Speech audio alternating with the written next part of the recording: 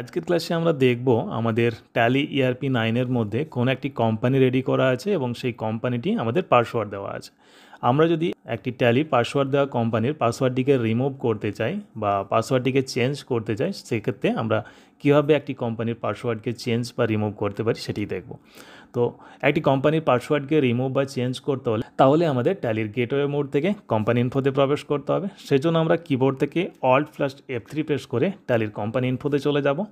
এখান থেকে আমরা আমাদের কোম্পানিটিকে প্রথমে সিলেক্ট করে নেব। সিলেক্ট কোম্পানির উপর এন্টার করার সাথে সাথে আমাদের লিস্ট অফ কোম্পানির মধ্যে সমস্ত কোম্পানিগুলি শো হবে। আমরা যে কোম্পানিটির পাসওয়ার্ড চেঞ্জ করতে চাইছি সেই কোম্পানিটিকে ওপেন করে নেব।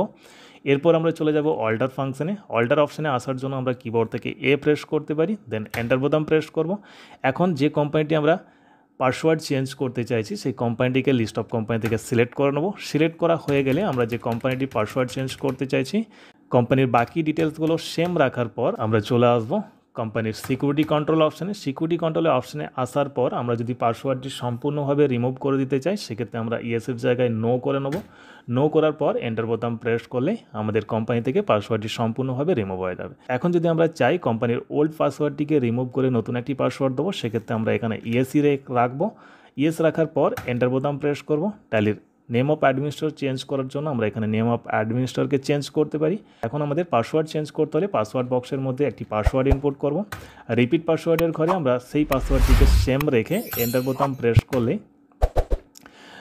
এন্টার বোতাম প্রেস করে এসে এখন আমরা ট্যালির কোম্পানিটিকে অ্যাকসেপ্ট করে নেব। তাহলে আমাদের কোম্পানির পাসওয়ার্ডটি চেঞ্জ হয়ে যাবে। আর যদি আমরা চাই কোম্পানি পাসওয়ার্ডটিকে সরাসরি রিমুভ করে নিতে, সেক্ষেত্রে আমরা ওখানে সিকিউরিটি কন্ট্রোলকে নো করে এন্টার করে কোম্পানিটিকে অ্যাকসেপ্ট করে নেব। এই ছিল আজকের ভিডিও। পরবর্তী ভিডিওতে ট্যালিতে কীভাবে একটি কোম্পানিকে ডিলিট করা হয় সেই নিয়ে আলোচনা করব।